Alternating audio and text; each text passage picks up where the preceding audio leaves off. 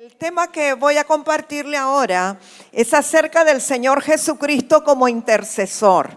Un tema que me apasiona tremendamente, sobre todo porque nos derriba muchas estructuras. Pero quiero comentar para vincular lo que el profeta Jonás hablaba con lo que le voy a hablar. Todo lo que está en el antiguo pacto es sombra y figura de lo que habría de venir. O sea, todo en el antiguo pacto nos apunta hacia este tiempo. No es algo que está por allá apartado, desvinculado, sino que la palabra de Dios y la verdad de Dios es una, de Génesis a Apocalipsis.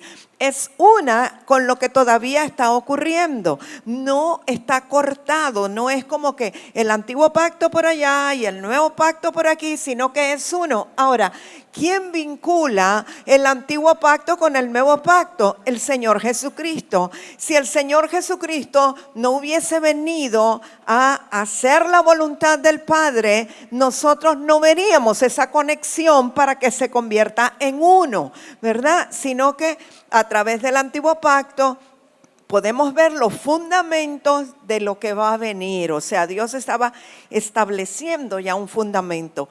En el antiguo pacto teníamos profetas, pero no necesariamente todos ellos pudieron ser intercesores efectivos. Hay diferentes tipos de profetas y está particularmente en el antiguo pacto vemos la distinción entre un profeta vidente y un profeta locutor, o sea, el que tiene visiones, el que mira las cosas con exactitud y aquel que oye para hablar. Son dos tipos de profetas. De hecho, en hebreo hay dos palabras que los distinguen.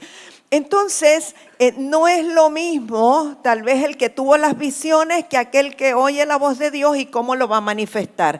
Pero vemos que hay profetas que particularmente se distinguieron por llevar en su corazón la carga, como hablaba el profeta Jonás, de los pueblos, de la nación de Israel particularmente, o del pueblo de Israel, que era algo que Dios lo ponía muy fuerte en su corazón. Un ejemplo, Nehemías. Nehemías fue un profeta que luego lo vemos como un apóstol constructor.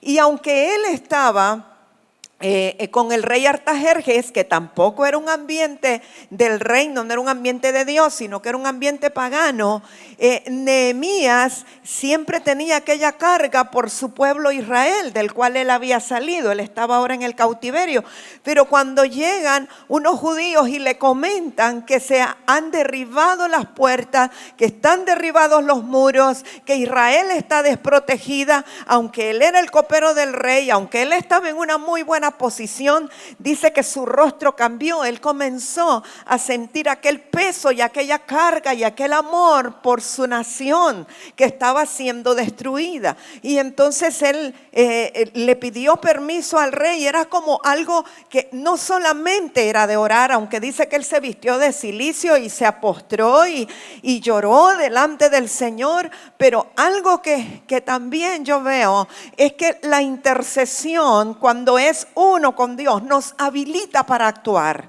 O sea, no solamente es que voy a oír y voy a llorar, pero nos habilita para actuar, para declarar, para establecer, para... Cuando digo actuar, no necesariamente que usted va a tomar un carro y se va a ir, o un avión, pero hay acciones que usted puede tomar, ¿sí? Me doy a entender. O sea, el intercesor no es alguien pasivo que se pasa toda la vida orando por cosas y nunca actúa. No, vamos a tener que borrar ese concepto de la mente, y lo vemos claramente con profetas del antiguo pacto. Nehemías, una vez que llora y se pone cilicio y clama a Dios y pide perdón, lo primero que hace es que va delante del rey y le dice: yo tengo que ir a colaborar con la restauración de los muros, y le pide al rey una carta de recomendación. Y usted conoce toda lo que pasó, la historia. Nehemías llega, se busca un equipo de trabajo, comienzan a restaurar los muros, y llega un punto que dice que estaban de día y de noche, y que estaban en una mano, tenían la espada, y en otra mano tenían los instrumentos de reconstrucción. Es decir, el hecho de que usted esté haciendo una labor natural, vamos a decir que usted es un constructor, o usted es un perito mercantil, o usted es diseñadora de modas, o usted es una panadera o repostera, repostera en el buen sentido, ¿verdad, Julie? Bueno, no que da malas respuestas, sino que es buena en la repostería. No quiere decir que usted no puede ser un intercesor, porque Nehemías nos da el ejemplo. En una mano tenían los aperos de reconstrucción y en otra mano tenían el arco, la flecha, la espada, o sea, la palabra, la oración, la intercesión. Pero entonces esto nos muestra qué es o cómo es la intercesión. Pero no todos los profetas nosotros los vemos en el Antiguo Pacto. Hago este énfasis porque en el Nuevo Pacto es diferente. En el Nuevo Pacto, todo profeta genuino de Dios tiene que ser un intercesor. Y ya lo vamos a ver por qué. Bueno, pero quiero enfocarme esta mañana, que aunque voy a hablar del Señor Jesucristo como intercesor, quiero enfocarme en el sacerdocio, en lo que es el sacerdote y lo que es el sacerdocio. El profeta Jon hablaba de que los sacerdotes entraban, y aún mencionó lo que dice el libro del profeta Joel, que lloren los sacerdotes entre el vestíbulo y el altar. Los sacerdotes era un oficio determinado por Dios en el Antiguo Pacto. Sabemos que había 3 personajes importantes, uno era el profeta, otro era el sacerdote y otro era el rey. Ahora, el profeta tenía la función de dar a conocer la voluntad de Dios a los hombres. Era el oído de Dios, el ojo de Dios y la boca de Dios, aunque unos fueran videntes y otros locutores. Pero el profeta traía la voz del cielo a la tierra. El rey era el que ejercía las leyes, gobernaba de acuerdo a Dios, pero el sacerdote era el que presentaba al pueblo delante de Dios. Si usted quiere ponerle un nombre a esa función, eran los intercesores. Los sacerdotes llevaban el pecado del pueblo para presentarlo delante de Dios. Ahora, entendamos que en el Antiguo Pacto no podemos hablar todavía de redención. En el Antiguo Pacto, cuando los sacerdotes presentaban el pecado del pueblo delante de Dios, era para pedir expiación por los pecados. No es lo mismo expiación que redención. La redención solo Cristo la pudo consumar y es de una vez y para siempre. Mientras que la expiación era por un año. Aquí venimos los sacerdotes primero presentando ofrendas por nuestro propio pecado. Y una vez que eran limpiados de su pecado, bueno, ahora podemos entrar al lugar santísimo. Bueno, podemos presentar la ofrenda por el pecado del pueblo para que sea expiada la culpa durante un año. Y el próximo año había que hacer lo mismo. Y el sumo sacerdote era el que entraba hasta el lugar santísimo donde estaba la presencia del Señor. Ahora, el sacerdote era elegido de en medio de la tribu de Leví. No de todas las tribus de Israel podían ser sacerdotes. ¿Por qué Dios eligió que fuera solo de la tribu de Leví? Porque en determinado momento, cuando el pueblo de Israel se rebeló, cuando hicieron el becerro de oro, usted conoce la historia, que no esperaron que Moisés bajara del monte y ellos comenzaron a fundir todos los pendientes, los aretes, todo lo que tenían las mujeres que habían sacado, las hebreas que habían sacado de sus amas egipcias. Hicieron el becerro de oro y se pusieron a adorarlo y a hacer fiestas y a pedirle a ese becerro de oro que los dirigiera. Cuando Moisés está bajando del monte, se da cuenta que ellos han entrado en idolatría. Entonces Moisés se enoja, quiebra las tablas de la ley que Dios le acababa de dar en el monte Sinaí, y por haberlas quebrado le tocó después escribirlo él con su dedo, ¿verdad? Pero bueno, el asunto es que Dios entonces le dice a Moisés, bueno, si no quieres seguir con ese pueblo idólatra, convócalos allí al tabernáculo de reunión, y los que estén contigo, los que de verdad se decidan a estar contigo, entonces esos van a ser mi pueblo. Ellos serán un reino de sacerdotes y gente santa, porque anteriormente la elección de Dios había sido todos los primogénitos de Israel. Primero había dicho que todo el primer nacido, no importaba de qué tribu, todo hombre, o sea, niño recién nacido, todo animal, todo lo que fuera primero, todas las primicias eran de él. Pero cuando estos se revuelven y empiezan en idolatría, Dios dice, bueno, voy a cambiar mi elección. Si estos fallaron, que sean solamente los que están de acuerdo ahora en seguir los mandamientos y en seguir la ley y estén de acuerdo contigo.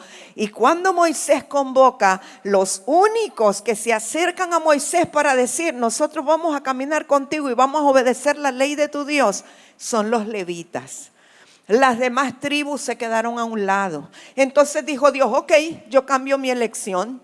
En vez de los primogénitos de todo Israel, porque estos fallaron, me quedo solo con los levitas, porque son los únicos que están dispuestos a obedecer mi ley y a estar de acuerdo con el líder que yo elegí. Entonces Dios se queda con los levitas y dice, ok, yo haré de ustedes un reino de sacerdotes y gente santa. Así es que de en medio de los levitas Dios elegía al sumo sacerdote. O sea, los levitas eran los encargados de poner la tienda, de llevar el arca, de limpiar los utensilios, de hacer los ornamentos, de todo lo que tenía que ver con el oficio sacerdotal lo hacían los levitas, nadie más. Claro, de en medio de los levitas habían otras clanes o subtribus que eran los de Coré, los de Merari, pero no, hoy no es el tema, ¿verdad? Pero eran los levitas. Bien, entonces el sumo sacerdote representaba a todo el pueblo de Israel y representaba inclusive a los levitas. Y ese era el que tenía la facultad de entrar a través del velo que había entre el lugar santo y el lugar santísimo para ir a donde estaba la presencia del Señor. Ese sumo sacerdote era elegido por Dios y tenía que ser, dije, de la tribu de Leví. Y el primero que nosotros vemos es Aarón, que es el hermano mayor de Moisés. Él fue el primer sumo sacerdote. Y si el sumo sacerdote moría, de inmediato lo iban a suceder sus hijos. Por eso, cuando eligieron a Aarón y lo ungieron a él, de una vez ungieron a sus dos hijos, Nadab y Abiú, que después vemos que ofrecen fuego extraño. Pero ¿por qué los ungieron al mismo tiempo? Porque si el sumo sacerdote moría, uno de los hijos, el mayor, era el que iba a tomar el lugar del sacerdote. Entonces, cuando vemos el oficio del sumo sacerdote, que era presentar al pueblo delante de Dios, podemos ver que realmente eran intercesores. Y ese sumo sacerdote era un intercesor que llevaba en sus lomos todo el pecado del pueblo de Dios. Por eso era importante que él en sí no tuviera pecado. O sea, no digo con esto que él no pecaba, sino que se tenía que limpiar antes de presentar el pecado del pueblo. Entonces ya podía decir, ahora yo ya estoy limpio. Aunque hubiese pecado hacía media hora, pero ya se había limpiado a través de los sacrificios que ofreció. Entonces ahora yo puedo entrar al lugar santísimo para presentar a todo este pueblo, y estos sacrificios que ofrecemos son para que el pueblo entonces no tenga condenación por un año más. Esto se llama intercesión. Entonces, la intercesión en el antiguo pacto podemos nosotros paralelizarla o ver que es sinónimo de un oficio sacerdotal, del oficio del sumo sacerdote. ¿Estamos de acuerdo con eso? Esto es como un fundamento, una base para que podamos entender entonces qué es lo que pasó, ¿verdad?, con el Señor Jesucristo.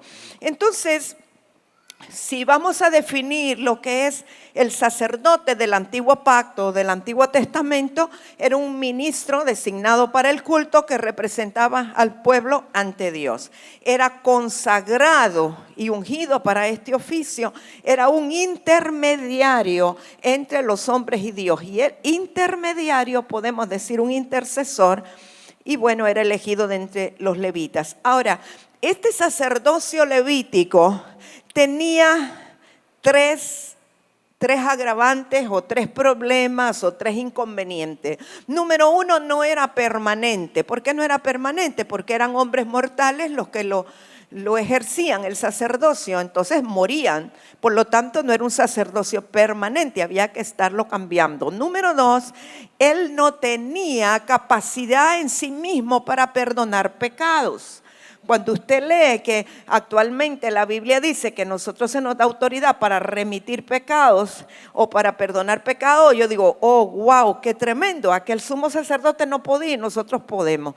Y luego tercero, ellos no podían alcanzar perfección, ni eran perfectos ni podían alcanzar perfección. Entonces eran tres inconvenientes que tenía el sacerdocio levítico, lo cual nos crea la necesidad de otro tipo de sacerdocio, ¿verdad? Ok, nos quedamos ahí con que tenemos la necesidad de un sacerdocio diferente al sacerdocio levítico, ¿verdad? Pero a la par, yo quiero que usted vaya a Ezequiel capítulo 22. Vamos a leer versos 29 y 30 a la par de esto. Recuerden que todo el antiguo pacto, Dios está tratando de encontrar varones justos o hombres justos que puedan reconectar al hombre con Dios.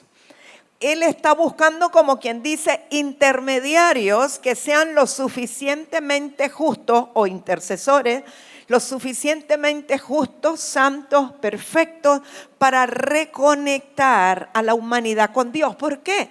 Porque el anhelo de Dios siempre fue tener hijos. Tener hijos, ¿verdad? No le interesaba solo que fuera un pueblo, sino un pueblo que fuera su hijo. Ese fue el deseo de Dios. Pero para que fueran sus hijos y tuvieran su genética, alguien tenía que reconectarlos, porque el pecado del primer hombre nos había destituido a todos de la gloria de Dios. Estamos separados, enemistados con Dios. Y Dios dice, ¿cómo voy a tener como hijos los que están enemistados conmigo? Necesito que alguien los acerque, que alguien sea el puente para poderlos recuperar. Ahora, Ezequiel 22, 29 y 30.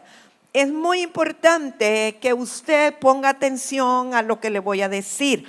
Y hablo sobre todo a los pastores, profetas, apóstoles, ministros, maestros, hijos de casa que están en este lugar. Porque este es un concepto que se maneja mucho, sobre todo en las iglesias proféticas, pero se maneja mal porque no tiene un fundamento. Entonces dice Ezequiel 22, 29 al 30. El pueblo de la tierra usaba de opresión y cometía robo. Al afligido y menesteroso hacía violencia y al extranjero oprimía sin derecho.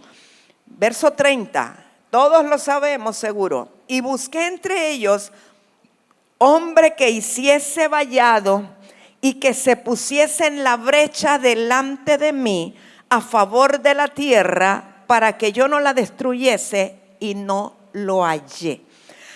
¿Todos saben aquí lo que es hacer un vallado? ¿No? ¿Sí o no? Sí.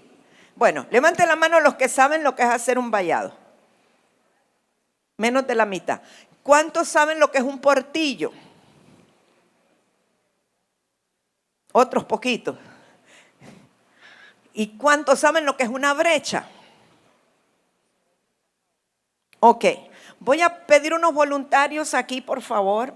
Unos 10, no importa, varones, mujeres, jóvenes, adultos, ancianos, niños, pero rápido. 10 voluntarios aquí en el centro. Así, exacto, así. Una fila india, sí. Perfecto, 10, ahí te quedas. Ok, muy bien, siga. Me faltan otros aquí, pero qué penosos son. Gracias, Yoli. Ok, perfecto, Wilson. Sí, muy bien. Ok, así está bien. Entonces ahora, mida distancia, ponga sus manos en el hombro. Exacto, como que va a marchar en el 15, perfecto, como en la escuela. Muy bien, así, siga. Ok, perfecto. Aquí hay toda una fila. Sí, ponga sus manos, amada. Ok, ¿qué significa que hay una brecha o que hay un portillo? Esto. Aquí hay una brecha, espero que las cámaras estén enfocando. Aquí hay un portillo, hay una brecha. ¿Por qué? Porque a través de este espacio puede entrar el enemigo. A través de este espacio, cosas pueden ocurrir. Y entonces Dios está buscando en la tierra a alguien que se pueda poner aquí en medio, en esta brecha o en este portillo, porque mientras eso esté abierto, entonces se puede destruir la tierra, el enemigo puede entrar, Dios puede destruir la tierra, pero si encuentra uno, pero no es uno cualquiera, está buscando uno que tenga ciertas características, como que uno que ame a Dios con todo su corazón, uno que esté dispuesto a dar su vida por la humanidad, uno que obedezca, uno que haga la voluntad del Padre, uno que tenga la naturaleza del Padre. ¿Para qué? Para que el Señor no destruya la tierra. Ahora Él dice que buscó en toda la tierra a alguien con esos atributos o con esas características y no halló a ninguno. Por lo tanto, la brecha siguió abierta y él tenía toda libertad para destruir la tierra, porque en toda la tierra no había uno que se pusiera en la brecha, que hiciera vallado. Esto es un vallado, pero el vallado estaba interrumpido porque no había uno que cerrara el espacio. Sí, gracias, pueden sentarse, creo que ahora les va a ser más fácil. Buscó uno y no lo halló. Ahora, muchas veces usamos este texto fuera de contexto para hacer un pretexto. Y la gente profética dice, yo me pongo en la brecha. No, ninguno de nosotros se puede poner en la brecha. Perdóneme que le bote sus esquemas, porque el Padre, cuando buscó en la tierra y no encontró ninguno, entonces Él dijo, como dijo Isaías, ¿quién irá? ¿A quién enviaré? ¿Quién irá por nosotros? Porque en la tierra no hay ninguno con nuestra genética. Entonces tengo que enviar a alguien. ¿Quién irá? ¿A quién enviaré? Y la voz del Hijo, la voz de Cristo, la palabra, heme aquí, Padre, envíame a mí. Amén. Y entonces el Señor Jesucristo, la palabra eterna, el que tenía la genética del Padre, el que estaba dispuesto a hacer la voluntad del Padre, el que estaba dispuesto a dar su vida por la humanidad, pero por el sueño del Padre, porque sí fue por amor a nosotros, pero sobre todo por amor al Padre. Que dijo, Padre, yo estoy dispuesto a sacrificarme para que tú tengas tu sueño hecho realidad. ¿Cuál era el sueño del Padre? Que tuviera hijos, que nosotros fuéramos sus hijos, podernos recuperar a nosotros. Pero para eso tenía que venir uno que cumpliera todas las características. Ese uno fue el Señor Jesucristo. Él se puso en la brecha, Él cerró el portillo, Él hizo el vallado. Y entonces Él pudo hacer posible que el Padre dijera, no destruiré la tierra, he recuperado a los hijos. Porque de aquí en adelante todo aquel que en Él crea va a poder ser mi hijo, ¿verdad? Muy bien, vaya a Salmo 110, verso 4. Espero que esto le caiga en su espíritu y que el Espíritu Santo que está dentro de usted le pueda revelar y le dé a usted la convicción de que así es. Pero si no, si usted todavía no lo recibe, usted puede ir al secreto de Dios y le dice, háblame, yo necesito entender cómo son las cosas. Salmo 110, verso 4. Fíjese que el salmista David era un profeta y un profeta mesiánico, ¿verdad? Era profeta, era rey, era sacerdote. Dice, juró Jehová y no se arrepentirá. Tú eres sacerdote para siempre según el orden de Melquisedec. O sea, esta es una profecía mesiánica. Es decir, que el salmista está hablando proféticamente de un sacerdocio diferente. ¿A quién le dice tú eres sacerdote para siempre según el orden de Melquisedec? ¿De quién está hablando el salmista? Del Señor Jesucristo. Entonces está diciendo, tú eres sacerdote, le está diciendo a Cristo, aunque Él es la palabra, es todo Dios y todo hombre. Tú eres sacerdote, pero además le dice, para siempre, o sea, un sacerdocio permanente. Dijimos que una de las falencias del sacerdocio levítico es que no era permanente. Pero aquí le dice, tú eres sacerdote para siempre, pero no bajo el orden levítico. El Señor Jesús, como hombre, ¿de qué tribu era? A ver, dígalo sin temor. Judá. Ok, ¿quiénes venían de la tribu de Judá? Los reyes. Los reyes eran de la tribu de Judá. Los sacerdotes eran de la tribu de Leví. ¿Ok? Y bueno, y los profetas, algunos de la tribu de Isaacar, que discernían los tiempos y etcétera. Pero Jesús en lo natural era de la tribu de Judá. Pero aquí le están hablando de un sacerdocio que es de un orden diferente. No era levítico. No está hablando de un sacerdocio humano natural. Entendamos que este sacerdocio de Melquisedec, superior al levítico, es de un orden diferente, pero un orden eterno, un orden espiritual, y ya lo vamos a entender. Ahora, aquí quiero meter una cuñita. Pongan oído, por favor, sobre todo la gente profética. Es muy común oír que cuando usted va a un ministerio profético, donde hay danza y tienen un buen ministerio de alabanza, como que para subirles un poquito el ego les dicen los levitas. Yo he oído que dicen, y es que mis levitas, tal cosa, entonces, mire amado, si usted le llama levitas a los adoradores, a los danzores, a los que cantan, que tocan instrumentos, usted los está bajando de rango. O sea, usted en lugar de estarlos subiendo, los está bajando.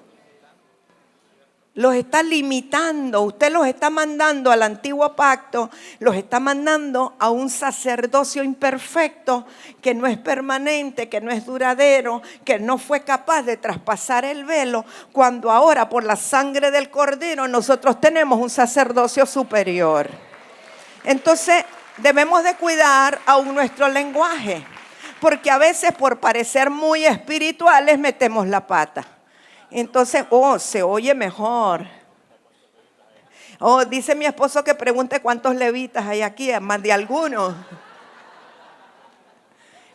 Y a las danzoras, ¿verdad? Les queremos poner un traje que se parezca al efod que usaban los levitas. Y yo digo, ¿por qué no danzan con la ropa normal de hoy día? ¿Por qué queremos robar cosas de Israel si ya nos convertimos a Cristo? ¿Por qué queremos traer cosas del pasado al presente? Estoy hablando de formas, no estoy hablando de esencia. En la esencia sí, dance, brinque, salte, haga lo que quiera. Pero hágala con camiseta y jean, pues como usted es. O sea, ¿por qué tiene que buscar un traje? Y le ponemos para colmo la estrella de David, que con David no tiene nada que ver. ¿Usted sabía que la bendita estrella de David no tiene nada que ver con David? No sabía. Nosotros redimimos la bandera de Israel. Alguien que esté cerca ahí la puede extender, por favor, y que la cámara pueda captar lo que tiene. Cuidado, se te cae. Ok, nuestra bandera de Israel no tiene la estrella de David y le voy a explicar por qué. Tiene la menorá. No es que nosotros vamos a encender el candelero de 7 brazos, no. Es que la estrella de David es un símbolo cabalístico que tiene que ver con el ocultismo y no tiene que ver nada con David. Pero le voy a explicar.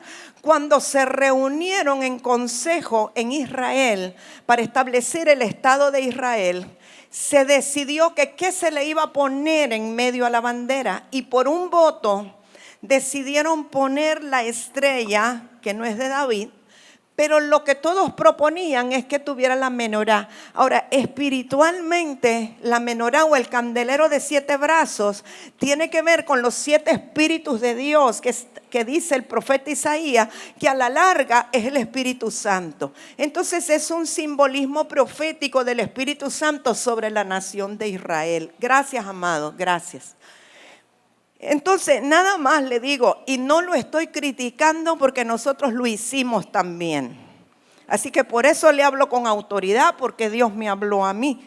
Si no, no le estaría diciendo. Nosotros también vestimos a las danzoras. Mire, ahí la pastora Yulisa, donde usted la ve, era una de las chicas danzoras con su efod y la estrella de David en el pecho. Ya les pedí perdón, ya me arrepentí todo, ¿verdad? Uno opera en el nivel de luz que tiene, de entendimiento que tiene. Ahora, es de sabios corregir, y cuando el Espíritu de Dios le da luz, usted pide perdón y perdonen, amados, no tenía luz en esto, pero ahora tengo, así es que el asunto es de otra manera, ¿verdad? Muy bien, entonces vaya a Génesis, capítulo 14, verso 17, para que entendamos el orden de Melquisedec. Aunque usted crea que no tiene que ver con intercesión, al final se va a dar cuenta que sí.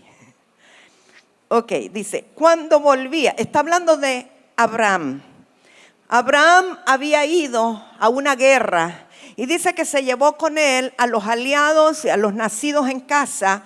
Y el propósito de esta guerra era derrotar a los de Sodoma que habían aprisionado a su primo Lot. Entonces, primo o sobrino, no sé. Entonces dice, cuando volvía de la derrota de Kedorlaomer y de los reyes que con él estaban, salió el rey de Sodoma a recibirlo, o sea, a Abraham, ¿verdad? Al valle de Sabe, que es el valle del rey. Entonces Melquisedec, rey de Salem y sacerdote del Dios Altísimo, sacó pan y vino y le bendijo diciendo, bendito sea Abraham del Dios Altísimo, creador de los cielos y de la tierra, y bendito sea el Dios Altísimo que entregó tus enemigos en tu mano. ¿Y qué pasó? Y le dio a Abraham los diezmos de todo. Ok, ¿quién era este Melquisedec? Tenía una función dual o una unción dual. Dice que era sacerdote del Dios Altísimo y era rey de Salem. Decir rey de Salem es lo mismo que rey de Jerusalén. O era rey de Shalom o rey de Jerusalén. ¿Quién dice la Escritura que es el príncipe de paz o de Shalom? Jesucristo. ¿Quién es el sacerdote del Dios Altísimo bajo el linaje de Melquisedec? Jesucristo. Entonces entendemos que quien se le mostró a Abraham era nada más y nada menos que el Señor Jesucristo, que era Melquisedec, del cual dice la Escritura que no tiene genealogía, o sea, no tiene principio ni fin de días. ¿Quién es aquel que es el principio y el fin? Y en él no hay principio ni fin, el Señor Jesucristo, él es el alfa y el omega. Entonces, Abraham se encuentra con este Melquisedec, un personaje espiritual legendario del cual no se habla nada antes, sino después de ello. Abraham realmente tuvo un encuentro con el Señor Jesucristo en la persona de Melquisedec. Esto solo para mencionarle y que usted sepa de quién habla la Biblia en el Nuevo Pacto cuando habla del sacerdocio de Melquisedec. Entendamos que él no era solo sacerdote, sino que también era rey. Tenía la función dual, sacerdote y rey. Vaya a Hebreos capítulo 5, verso 8.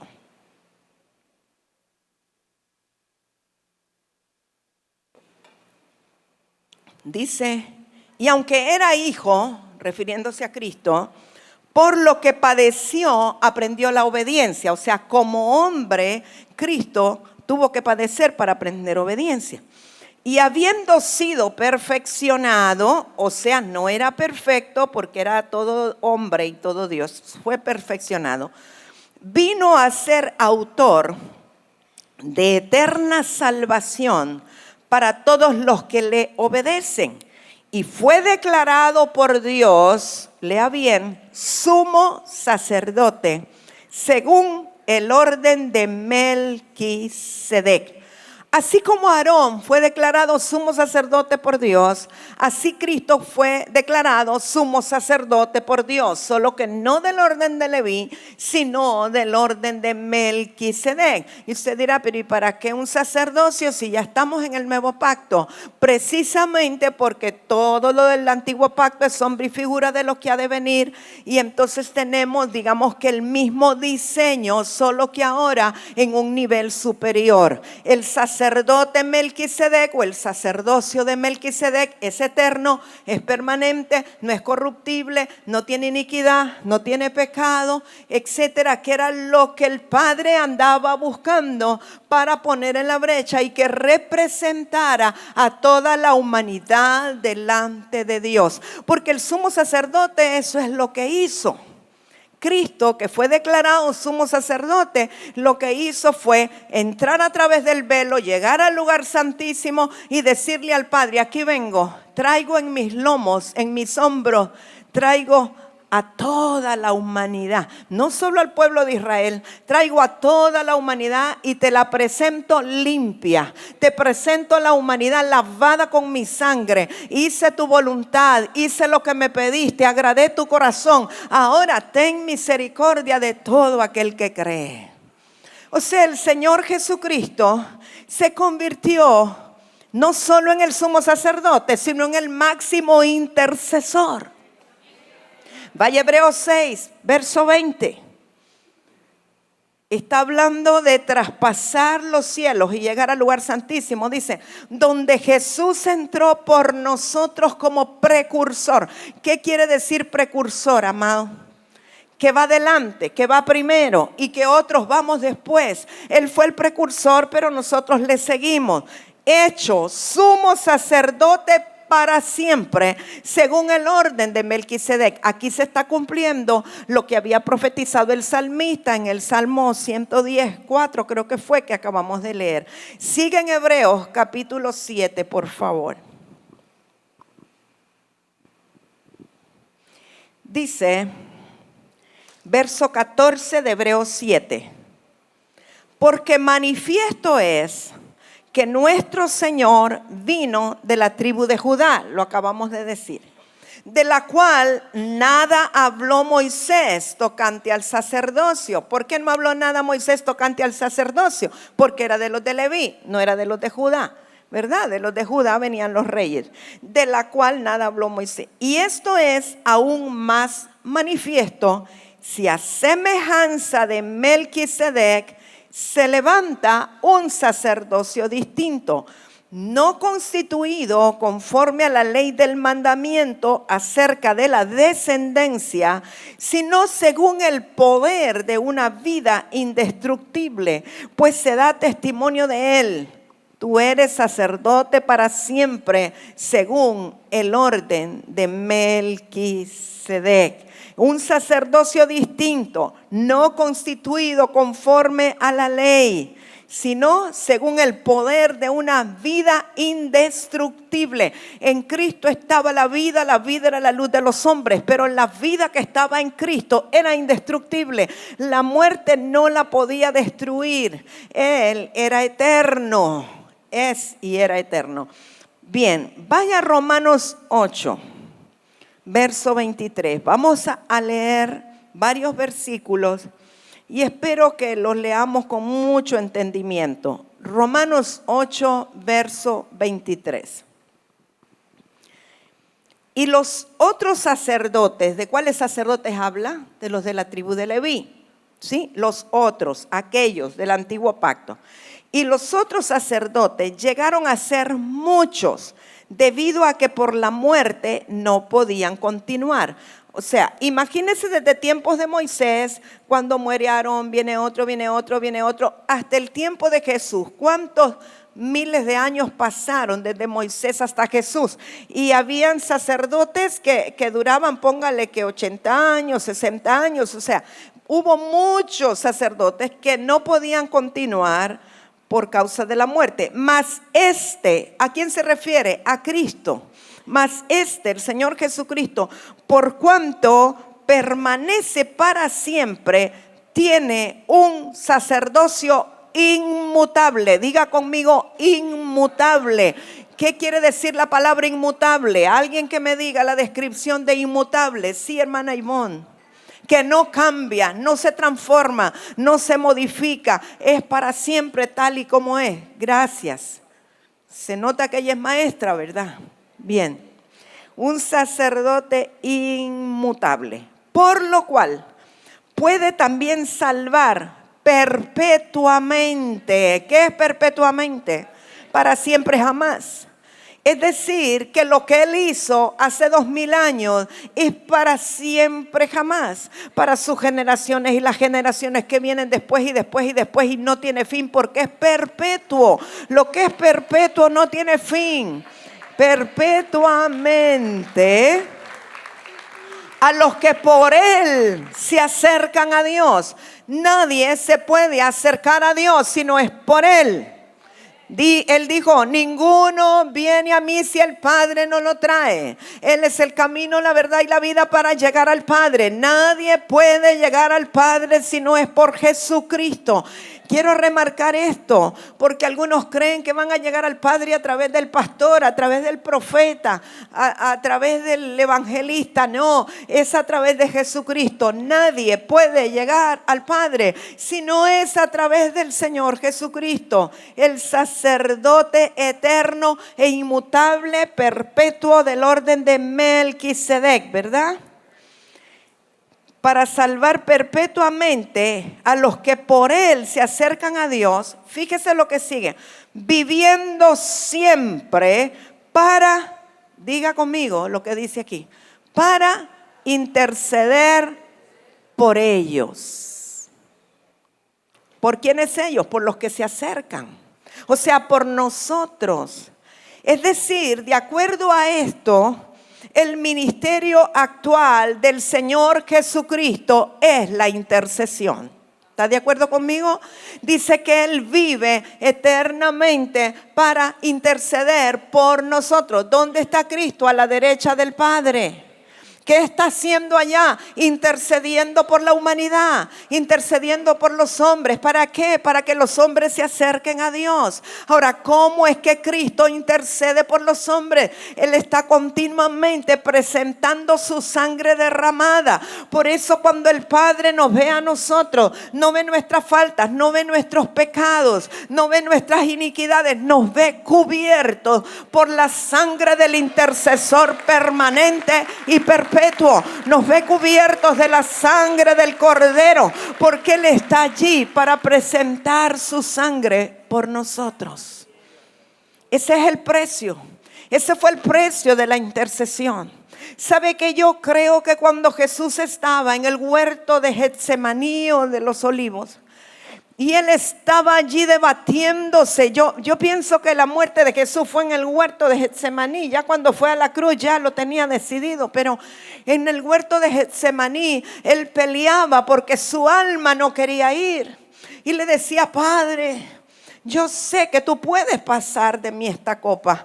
Yo sé que si yo te digo que no puedo, que no estoy dispuesto, tú me dejas ir y no moriré. Porque recuerde, Él era también todo Dios. Se podía haber bajado de la cruz, podía haberse desaparecido y no lo hubieran encontrado.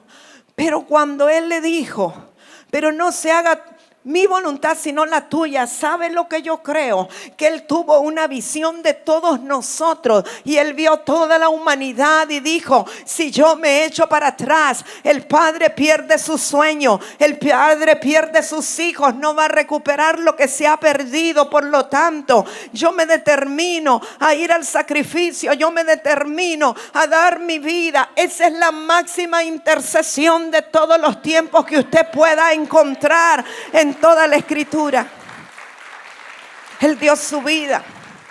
Le dolió, sí le dolió. Lloró, sí lloró. Sudó sangre, porque era tal el conflicto en su alma. Nadie dijo que interceder fuera fácil, porque es de poner tus intereses para tener los intereses de otro. Y Cristo puso su vida en ese momento y dijo, por amor al Padre lo hago. Esa fue la mayor intercesión. Y entonces sigue, porque tal sumo sacerdote nos convenía, santo, inocente, sin mancha, apartado de los pecadores y hecho más sublime que los cielos, que no tiene necesidad cada día, como aquellos sumos sacerdotes del antiguo pacto, de ofrecer primero sacrificios por sus propios pecados y luego por los del pueblo, porque esto lo hizo una vez y para siempre, ofreciéndose a sí mismo. Amados, Cristo ya hizo el sacrificio, el único que tuvo mérito para que el Padre cerrara el portillo, cerrara la brecha y ya no nos viera a nosotros como malditos, como pecadores, como que nos vamos al infierno, sino que Él nos vea como hijos, igual que aquel hijo que dio su vida y la entregó por hacer la voluntad del Padre.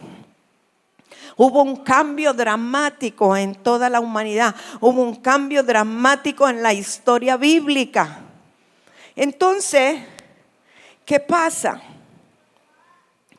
Que los sumos sacerdotes entraban antes al lugar santísimo, pero Jesús entró a los mismos cielos. ¿Cuál es el lugar santísimo? Donde está el trono de Dios.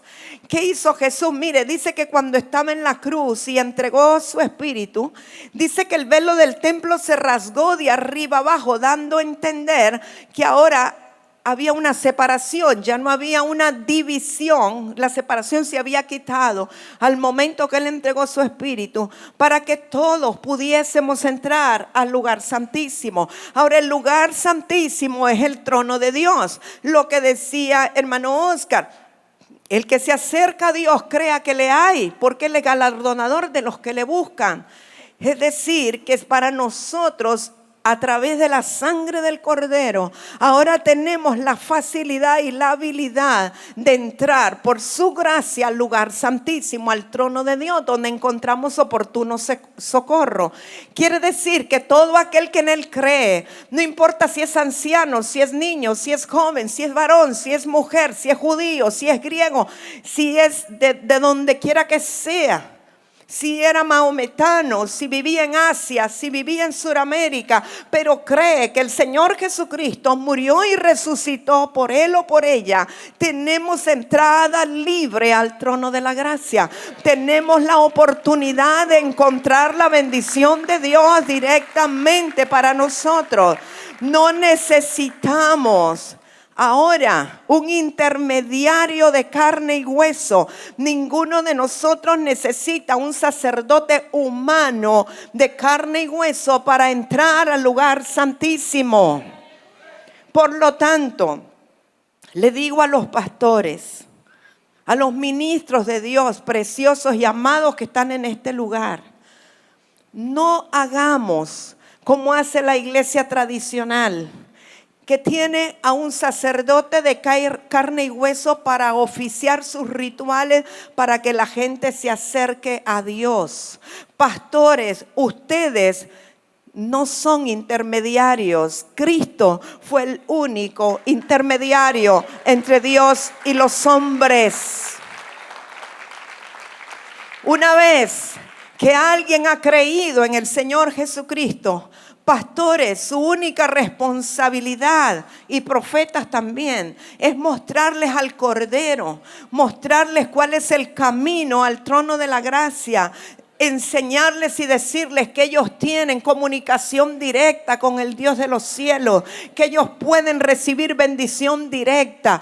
Por favor, les suplico, no reciba a aquella gente que llegue y le dice: pastor, ore por mí porque a usted es que Dios le oye. No se deje engañar con esas lisonjas. Usted dígale: no, a usted también Dios le oye. Usted es un hijo de Dios, usted ya creyó en el Señor Jesucristo. La sangre del Cordero ya le limpió. Por lo tanto, vaya usted al trono de la gracia, arránquele a Dios el milagro, arránquele a Dios la promesa, hable directamente con el Señor. ¿Sabe qué? Ese es el peligro que podemos correr como ministros, de hacer que la gente dependa de nosotros y no del Señor. Jesucristo es el único intermediario entre Dios y los hombres. No hay otro, no hay otro. No hay otro, ni María ni los santos están intercediendo por usted. Lo digo por causa de los que un día van a ver el video. El Señor Jesucristo fue el único que dio su vida por nosotros. Él es el único que está intercediendo por nosotros. En el trono de Dios, a la derecha del Padre. Él es el único, no hay nadie más. No hay nadie más. Romanos 8:34. ¿Quién es el que condenará? Cristo es el que murió. Más aún, el que también resucitó, que además está a la diestra de Dios, el que también intercede por nosotros. Una vez más, vemos que su labor es la de ser intercesor. Pero ya vimos que Él es el sumo sacerdote y el rey de Salem. Pero es intercesor. Vaya a Hebreos 7, verso 23.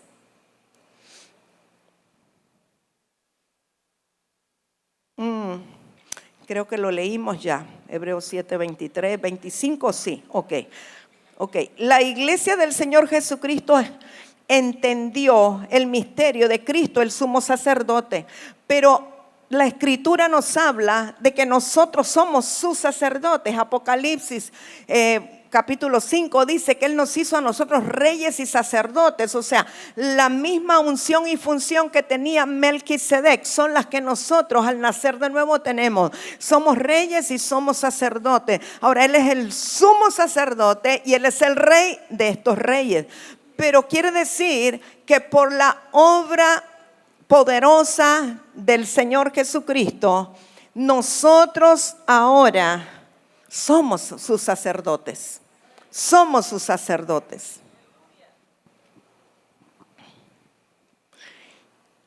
La reforma protestante que ocurrió a través de Lutero y Calvino trajo una revelación o una frescura, digamos. No estoy diciendo que todo fue bueno, pero hubo algo muy bueno. Y es que ellos reforzaron la verdad de que hay un sacerdocio integrado por todos los creyentes, que no era solo un individuo, no solo una persona, sino que un sacerdocio integrado por todos los creyentes, que cada uno tiene acceso directo al trono de Dios.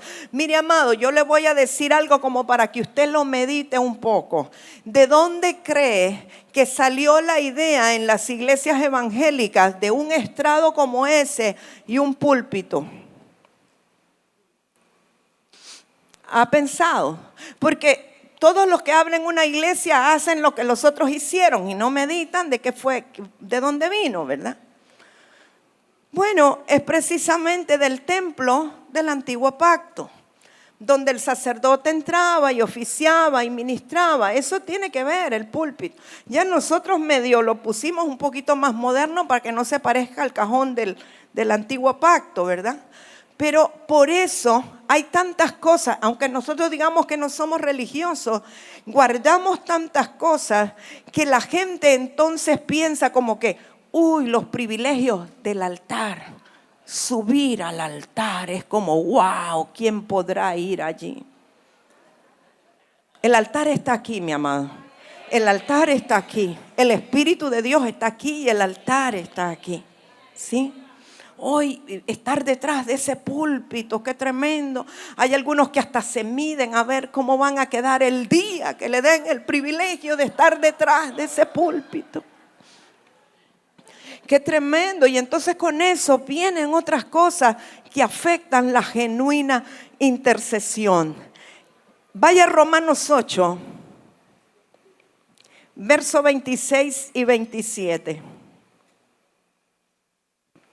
Dice, y de igual manera el Espíritu nos ayuda en nuestra debilidad. Está hablando del Espíritu Santo, Espíritu con E mayúscula. Pues que hemos de pedir como conviene, no lo sabemos. Nosotros no lo sabemos, pero el Espíritu de Dios sí lo sabe. Pero el Espíritu mismo, si usted tiene allí con qué subrayar o digitalmente subraye donde dice intercede por nosotros con gemidos indecibles. ¿Quién intercede por nosotros? el Espíritu Santo, con gemidos indecibles. Gemidos indecibles quiere decir que son gemidos que no se dicen. Son indecibles, ¿verdad? Ok. Mas el que escudriña los corazones sabe cuál es la intención del Espíritu Santo, porque conforme a la voluntad de Dios intercede por los santos. ¿Quién es el que conforme a la voluntad de Dios intercede por los santos? Cristo en el cielo y el Espíritu Santo en la tierra. Ahora, Cristo y el Espíritu Santo son uno solo. O sea, el Señor mismo es el que está intercediendo por nosotros. La persona de Jesucristo a la derecha del Padre en los cielos. Y la persona del Espíritu Santo aquí en la tierra. ¿Dónde? Dentro de nosotros mismos. Eso quiere decir que para interceder es el Espíritu Santo el que lo mueve. No es algo que usted dice, vaya hermano, vamos a interceder ahora por tal cosa. No funciona así. Es el Espíritu Santo el que te mueve. Es el Espíritu Santo el que pone en ti la carga, el gemir, el fluir. Es el Espíritu Santo el que te dice por qué, cómo, para qué. No es porque me da la gana. No es porque me dieron una listita. No es porque hay en el salón de oración hay una lista de cosas por las cuales orar. Es el Espíritu de Dios el que nos mueve. Ahora, para que el Espíritu de Dios lo ponga en nosotros y nos mueva, tenemos que estar disponibles para el Señor, accesibles para el Señor. Porque si yo no sé escuchar la voz del Espíritu, nunca el Espíritu Santo me va a mover a interceder, ¿cierto? Porque vamos a pasar desapercibida la voz tenue del Espíritu. Pero si yo le he dicho, estoy a tu disposición 24 horas al día, cuando tú me llames, entonces Él me va a hablar y me va a mover y me va a poner el sentir en el corazón y yo voy a responder. Pero si no estoy disponible, si todo el tiempo estoy viendo televisión o estoy en las redes sociales o estoy ocupado haciendo algo sin darle tiempo al Señor, ¿a qué hora lo vamos a escuchar? Aunque Él quiera movernos, si nosotros no escuchamos y no acatamos, Él va a buscar otro que sí esté accesible. A Él no le importa qué tan preparado usted sea. A Él no le importa cuántos cursos teológicos usted haya pasado. A Él no le importa los títulos que usted tenga, ni que usted sea el reverendo, reverendísimo, ni que sea el doctor en divinidades, ni que sea un querubín más allá del apóstol. No le importa nada de eso. De hecho, el Espíritu de Dios mueve a la gente más sencilla, la que está dispuesta a escuchar la voz del Espíritu. Ahora, lo que quiero recalcarle yo este día, mañana, mediodía, sí, mañana todavía, le quiero recalcar algo. Nadie puede ser intercesor si no es por el Espíritu Santo. Nadie puede interceder si no es por Cristo. Pero todos los nacidos de nuevo, todos los hijos de Dios, deberíamos ser intercesores. Mire, solo 3 amén por allá. Vuelvo y repito. La intercesión o los intercesores no es un equipo élite de la iglesia. Los intercesores no son los super espirituales que caminan sin tocar el piso. Los intercesores de la iglesia son los hijos de Dios nacidos de nuevo, que tienen al Espíritu Santo y que están disponibles para el Señor. Ahora yo le voy a decir algo. Interceder delante del Padre por una causa no requiere largas oraciones ni vanas repeticiones. He oído otros por ahí que no interceden si no van con el CD. Bueno, ahora es la música en Spotify o qué sé yo, que lo andan en el celular, ¿verdad? Tienen que poner la musiquita suave para agarrar envión, para ponerse a orar. Eso no es así, amados. Usted puede interceder en la cocina, en el baño, allí en el patio, en la calle, en la cancha. donde el Espíritu de Dios le diga. Y no requiere grandes palabrerías, tiene que ver con una actitud del corazón, porque el que se une a Dios, un espíritu es con Él, un espíritu es con Él. Y entonces yo puedo responder y reaccionar en ese mismo espíritu, y aunque no diga una palabra, el clamor de mi corazón puede convertirse en una profunda intercesión de la cual veré la respuesta. No tiene que ver con locuacidad. No tiene que ver con vanas palabrerías, tiene que ver con el corazón. Un corazón ligado al Espíritu Santo es un corazón intercesor. Pónganse en pie. Padre, yo declaro este día, Señor, que tus hijos que están aquí, nacidos de nuevo, lavados por la sangre del Cordero, son intercesores, Señor, por causa de que el Espíritu Santo vive en ellos e intercede por ellos. Declaro una activación por la palabra, que ellos van a estar disponibles para ti en todo tiempo. Mañana, tarde y noche, Señor, estarán disponibles para cuando tú les llames, tú les inquietes, tú pongas una carga en su corazón. Declaro, Padre, que es sellado esto en el nombre poderoso de Jesús. Amén. Aleluya.